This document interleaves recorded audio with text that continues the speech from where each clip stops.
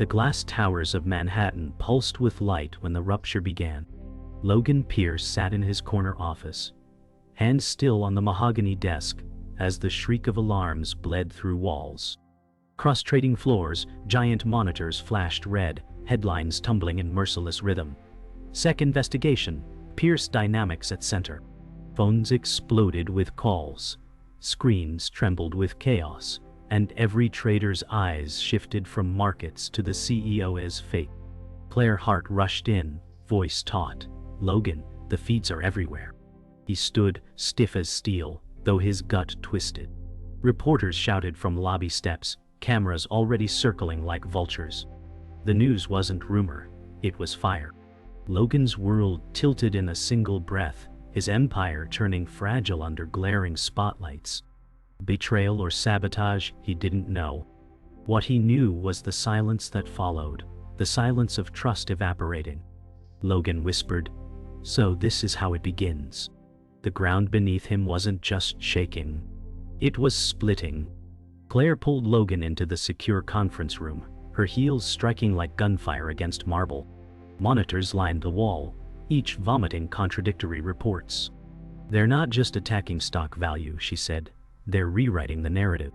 Logan clenched his jaw, scanning split screens. Government regulators announcing probes, anonymous voices flooding social feeds, foreign markets reacting faster than domestic.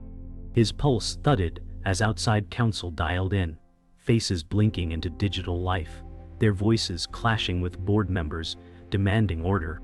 The room vibrated with panic, overlapping sentences like blades cutting through silence. Logan raised a hand, but the chaos didn't stop. Control was dissolving before his eyes, faster than his words could contain it.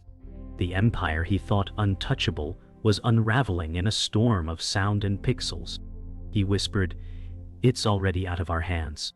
On muted screens, Marcus Steele appeared, immaculate gray suit, silver hair catching the spotlight, voice drenched in false concern. "Pierce Dynamics has long been a pillar, but oversight seems overdue." His smirk, just shy of sincerity, was a blade across Logan's name. Investors gasped, clients called off deals in real time. Claire spat, "He's circling already."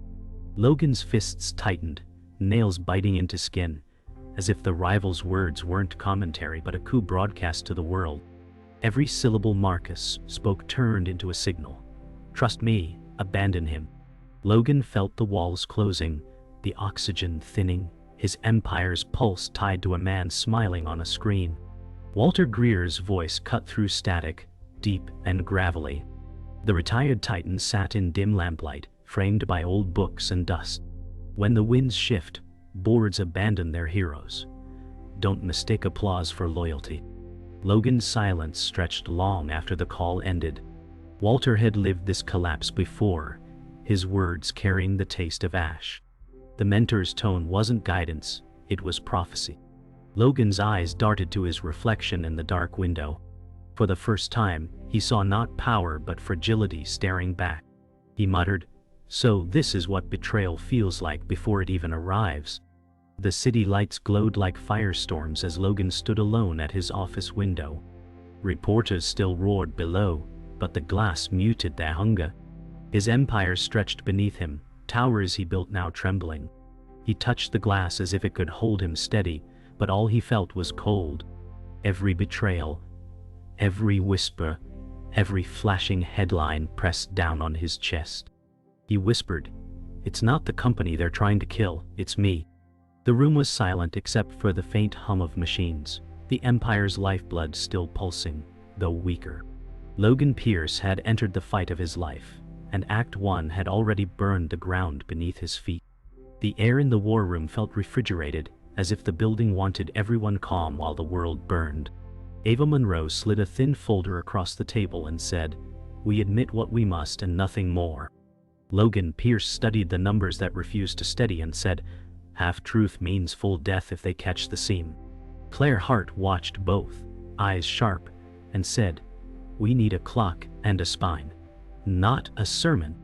Ava tapped a bullet list that pulsed like a detonator and said, "Control disclosures stabilize confidence by noon." Logan listened to the faraway sirens and said, "Confidence is a rumor with shoes." Ava said, "Then outrun it." Claire keyed a live dashboard and winced as red bled into crimson.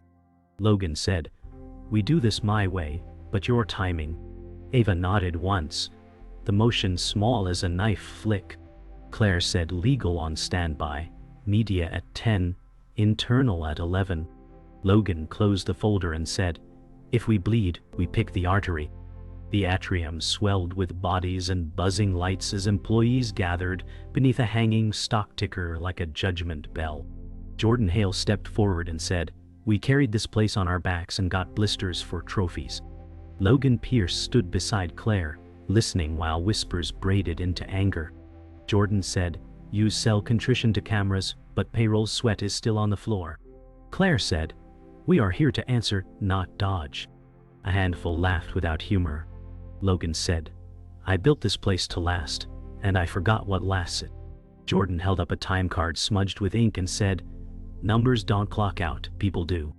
The crowd murmured.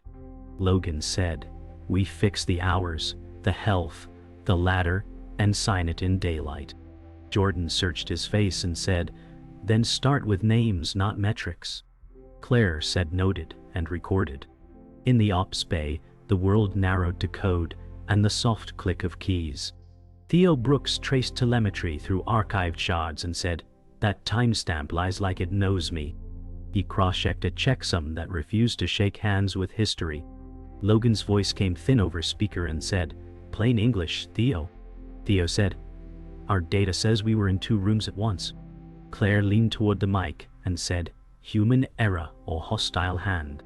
Theo opened a cold backup with a reverence that bordered on prayer. He said, "The clean copy shows a patch that never happened." Logan said, "So someone braided the rope and left it at my door." Theo exhaled and said, "I can map the braid if no one cuts the server." Claire said, "You have the room and the lock." Theo nodded to no one and began the crawl. Para drafted sentences like gauze, while legal reached for scissors. Paula from comms said, "We express responsibility without admitting fault." Harrison from legal said, "Remove verbs that sweat."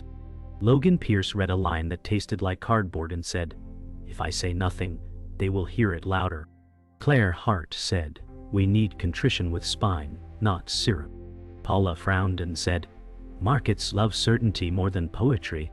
Harrison said, "Courts hate poetry more than markets do." Logan wrote 3 hard lines on a pad and said, "We own the process failure, we pledge fixes, we point to the audit trail." Claire said, "And we show the audit, not just promise it." Paula sighed and said, "Give me a noun that trades." Logan said, "Proof." The calendar invite landed like a gavel and kept echoing. Emergency board session, agenda short as a threat, and the phrase for cause pulsed behind it like a bruise. Claire Hart read it twice and said, "They want blood by sundown." Logan Pierce stared at the timestamp and said, "Then they smell it already." A new message flashed from the chair and said, "Bring counsel prepared." Claire said, "We will bring evidence instead." Logan said, "Bring both." He looked at the city and saw only cliffs. He said, "If they want a verdict, we give them a record." Claire said, "Theo's map, Jordan's terms, and your lines?" Logan nodded once and said, "If this is the cliff, we build a bridge while we fall." The clock kept counting. The midnight sky split with static as leaked emails hit the web like a timed bomb.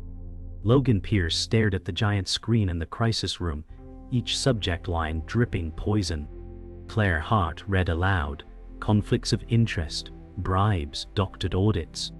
The words sounded like a verdict, not a rumor. Logan said, "Every comma cut to damn me."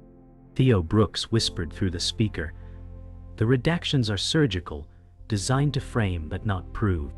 Ava Monroe remained silent, her eyes fixed on the glowing text. Logan slammed his fist against the polished table and said, "They want a gallows, not justice." Claire said, "This is a siege. Truth is buried under noise." Logan looked out toward the restless city, his reflection fractured by the glass. He whispered, We are bleeding in headlines before we even enter the boardroom. Marcus Steele appeared on financial news channels with the calm arrogance of a predator. He said, Pierce Dynamics has been an industry symbol, but stability demands new stewardship. His silver hair gleamed under studio lights. Investors clung to his words like lifeboats, the markets twitching upward in his favor. Logan Pierce watched from the conference room, jaw rigid, while Claire muttered, "He is feeding on your wounds." Marcus leaned forward, voice velvet sharp. Clients deserve leaders who inspire confidence, not questions. Each phrase sounded rehearsed, but devastatingly effective. Logan said, "He's not rescuing them, he's stealing them." Claire whispered, "And they want to be stolen." The broadcast ended with applause in the studio, and silence, heavier than stone, in Logan's chamber. In a secluded penthouse suite, Claire Hart sat across from Eleanor Voss's envoy, a tall man with an expression carved from stone. He slid a slim folder across the marble table and said, "Shadow capital for survival, but strings that bind forever." Claire hesitated, skimming clauses that shimmered with hidden traps. She said, "This isn't rescue, it's annexation." The envoy smiled without warmth and said, "Call it stability." Claire's voice trembled. Logan once signed chains dressed as contracts. The envoy said, "He won't have a choice when liquidity dies." The city thunder rolled outside, as though the world itself agreed. Claire closed the folder and said, "If he takes this money, he loses the company anyway." Theo Brooks traced the leak back to a privileged subnet, his eyes burning from hours of cross-referencing logs. He said, "Only 5 people had this clearance." Claire Hart leaned over his shoulder and said, "Names." Theo's voice broke with fatigue. 2 engineers, 1 executive, and his screen froze, distorted, as if someone was watching back. Logan's voice barked from the speaker, "Finish it." Theo tapped frantically, muttering, "The trail is wrapped in misdirection." Jordan Hale entered, dropping a flash drive on the desk, and said, "That's chatter from the lower floors. It matches your spike." Claire said. Then someone in the core circle opened the door for them. Theo whispered, "Not someone. One of us." Walter Greer sat in the dim gallery of an empty boardroom, his cane leaning against the chair. Logan Pierce stood near the threshold, his voice low. Walter said, "When I fell, I thought loyalty was armor. It was smoke." Logan said, "Then what kept you breathing?" Walter smiled faintly, a man scarred but not broken. "Real logs, not trust," he said. Claire Hart whispered from behind Logan, "He means evidence, not promises." Walter tapped his cane and said, "The machine eats sentiment, but it chokes on truth." Logan nodded slowly, the weight of his empire heavy on his shoulders. He said, "Then we build the case line by line." Walter's eyes softened and he said, "Learn from my ruin or repeat it." The audit room reeked of stale coffee and fear. Theo Brooks pointed at the glowing logs and said, "Credentials used for the tampering belong to Caleb Ross." Claire Hart's stomach dropped as the next screen lit up with a secondary approval signature. Theo whispered, "And it was granted by Ava Monroe." Silence stretched, broken only by the faint hum of the servers. Logan Pierce's voice came out low and razor sharp. "She signed his access." Claire said, "This is not negligence, this is orchestration." Ava's shadow hung heavy, though she wasn't in the room. Logan stared at the evidence, veins pounding in his temples. He said, "She burned the floor beneath us," and smiled while it collapsed. Theo said, "The trail is clean, intentional." Claire whispered, "Then Ava isn't our ally anymore. She's the knife." Ava Monroe confronted Logan in a glass-walled office under the weight of midnight rain.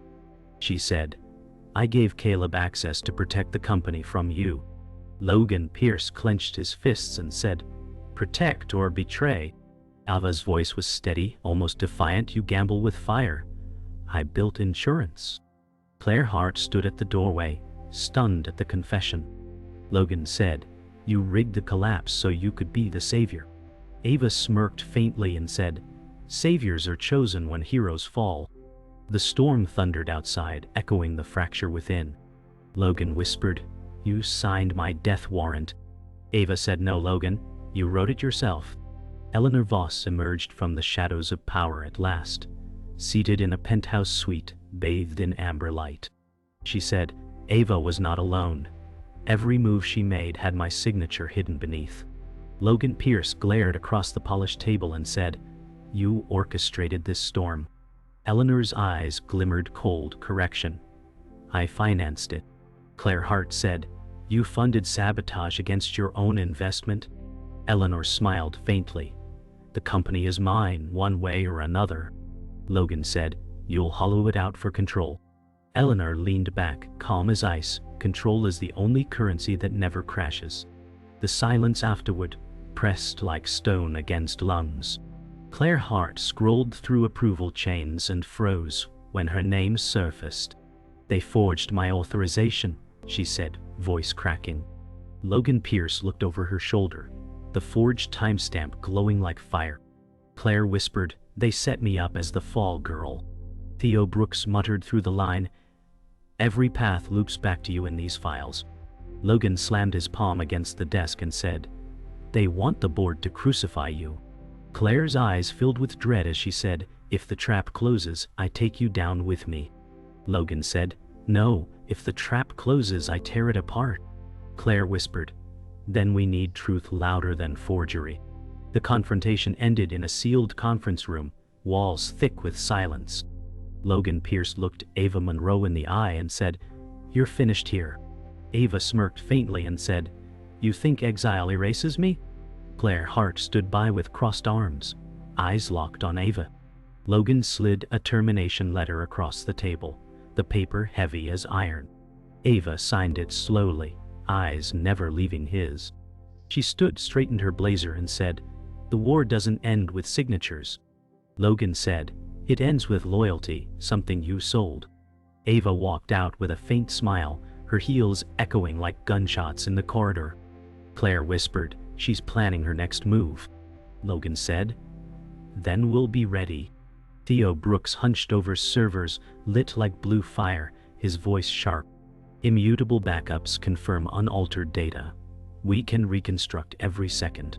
Logan Pierce leaned close and said, "Show me a timeline no one can erase."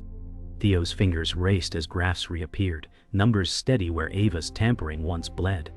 Claire Hart whispered, "If this holds, we burn her lie alive." Theo said, "It holds. We can prove continuity of truth."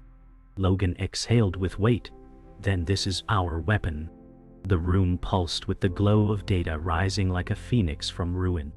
Theo said, "We own the truth now." Logan whispered, "Then we take it to war."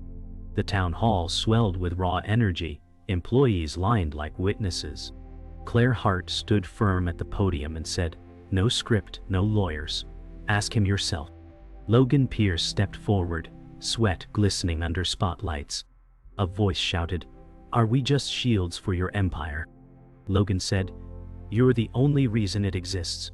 Questions hurled like stones, about pay, hours, ethics. Logan met each one head on. "We failed. I failed. But failure isn't the last line, reform is." The silence after was broken by cautious applause. Claire whispered, "You broke the armor, but they heard you bleed." Logan said, "They needed to." Jordan Hale strode forward, holding a stapled manifesto, voice ringing like iron. "Worker protections. Enforced hours. Health coverage, you sign, or this all collapses with you." Logan Pierce took the document, scanning the terms. Claire Hart whispered, "This is leverage." Logan raised his pen and said, "Then we codify survival." He signed without hesitation. Jordan's eyes widened, not with victory, but disbelief. "You actually agreed?" Logan said, "Not agreement, commitment." Jordan said, "Words on paper don't heal." Logan replied, "Action will." Claire said softly, "This could flip the balance." Logan whispered, "Or it could be the cost I can't take back." In the legal suite, Harrison Cole slammed a stamped injunction onto the table. He said, We tied the leak to Eleanor Voss's shell entities. Logan Pierce grinned without joy and said, expose her shadow, cut her power. Claire Hart said, markets will reel when they see her fingerprints. Harrison said, she'll fight, but the evidence is sharp. Theo Brooks on call added, we mapped the full trail. Logan said, then she's no longer untouchable. Claire whispered, but cornered wolves bite hardest. Logan said, then we show teeth sharper than hers. The injunction gleamed like a sword drawn in silence. Marcus Steele stepped into the trading floor like a general, announcing his tender offer. His voice boomed through press cameras. Pierce Dynamics needs certainty. I provide it. Logan Pierce watched from the mezzanine, fury carved into his face. Claire Hart said, he's betting the market chooses stability over truth. Investors leaned forward, phones lighting like sparks. Logan whispered, he offers chains and they cheer. Claire said, not all chains shine. Logan stood straighter and said, we've rebuilt the truth. Now we fight with it. Marcus smiled below as the crowd roared, the war now fully declared. The boardroom thrummed like a war drum, while rain battered the glass. Protesters chanted below, their noise a distant tide. Logan Pierce stood at the far end, breath measured and thin. Claire Hart arranged binders like shields and said, everything we need is here. The chair cleared his throat and said, this session concerns leadership fitness. Pens scratched like knives as counsel read the agenda. Logan said before judgment, see the chain of truth. Screens brightened with Theo's reconstructions, each timestamp anchored like rebar. Murmurs moved across the table like wind. Eleanor Voss watched with an expression carved from gold. Marcus Steele waited in the wings with a smile that didn't blink. Claire whispered, hold the line and let the proof walk. Eleanor Voss's proxy advisors launched their assault with elegant cruelty. One said, judgment failed long before the leak. Another said markets prize predictability, not confession. Logan kept still, counting each word like a blow. Claire Hart stepped forward and said, observe the forged approvals and the looped credentials. Frames advanced, signatures glowing red as warnings. Eleanor folded her hands and said, optics are outcomes. Logan said, outcomes without facts are theater. A director asked, who benefits from this chaos? Claire answered, those who planned the storm and sold umbrellas. The room tilted toward silence, then toward doubt. Logan felt the tide hesitate for the first time. A cane tapped the doorway like a gavel. Walter Greer stepped into the gallery with a tired grace. He said, I lost this chair when I trusted applause over logs. A hush spread like frost across glass. Walter pointed toward the screen and said, this restore shows continuity, not rumor. Logan bowed his head in brief respect. Claire Hart said, he knows the cost of error better than any of us. Walter said, your vote decides whether truth still has weight here. A director sighed as if air had become heavy. Eleanor's eyes softened for a breath, then cool. Marcus Steele watched the shift and checked his watch. The past had entered the room and would not leave. The chair called for preliminary counts, and power shifted like plates. Marcus Steele entered with two directors at his flank. He said, our tender stands ready if the ship keeps taking water. Phones lit as whispers crossed the table. Claire Hart said, he offers certainty by erasing choice. Marcus smiled and said, investors prefer dry ground to noble storms. Logan Pierce said, truth is the ground. A proxy advisor murmured, stockholders lack patience for sermons. Thunder rolled like a verdict outside. The chair said, we proceed to motions. Logan felt the cliff's edge under his heels and did not step back. When the motion to remove arrived, Logan Pierce raised his hand before anyone voted. He said, I propose a charter reform that limits unilateral power, including mine. The room flinched, as if a wire had snapped. Claire Hart whispered, you're giving away the throne to keep the house. Logan said, the company outlives all of us. He outlined oversight mechanisms with teeth and clocks. Eleanor Voss watched with new calculation and said, "That would stabilize risk appetite." Marcus Steele frowned as numbers withdrew from his side. The chair said, "We vote on both." Ballots slid like cards in a final game. The storm paused outside, listening for the fall. The boardroom vote broke like a dam. Logan Pierce heard the final tally and felt a strange relief weigh on his chest. He had survived, but the reform passed, binding the power he fought so hard to keep. Claire Hart leaned close and said, "You're still CEO, but not the same kind." Logan whispered, "Maybe that's the only way this company lives." The storm outside softened into drizzle, but the silence inside lingered heavier than thunder. Eleanor Voss tapped her pen and said, "Restraint is stability." Marcus Steele scowled, realizing the tide had shifted against him. Logan stood straighter, his victory hollow but undeniable. Caleb Ross was led out in handcuffs by federal agents, his eyes darting like cornered prey. Claire Hart said quietly, "He was never the mastermind, just the pawn." Ava Monroe's attorney stepped before cameras outside, voice sharp. "My client was securing the company, not sabotaging it." Logan Pierce watched from the upper floors, his reflection split by raindrops. He whispered, "She plays even now," Claire said, "and half the world will believe her." Logan turned away, jaw tight, realizing this war would never end clean. The announcement spread across internal channels. New worker protections signed, enforced hours and health coverage approved. Employees huddled in the cafeteria, reading the message on glowing screens. Jordan Hale folded his arms and said, "About time." Logan Pierce stood in the doorway, watching the reaction with a mix of pride and dread. Claire Hart said, "You gave them what they asked for." Jordan's gaze hardened. "Doesn't erase the cost we already paid."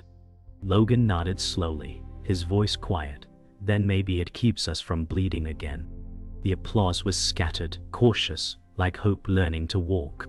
Claire Hart placed an envelope on Logan's desk without a word. He looked up, eyes searching hers. She said, "I can't keep standing in the fire. I choose myself this time." Logan stared at the resignation letter inside, the words blurring. He whispered, "You carried me through every wall." Claire said, "Now you stand alone." Her voice was steady, but her eyes glimmered with something between sorrow and resolve.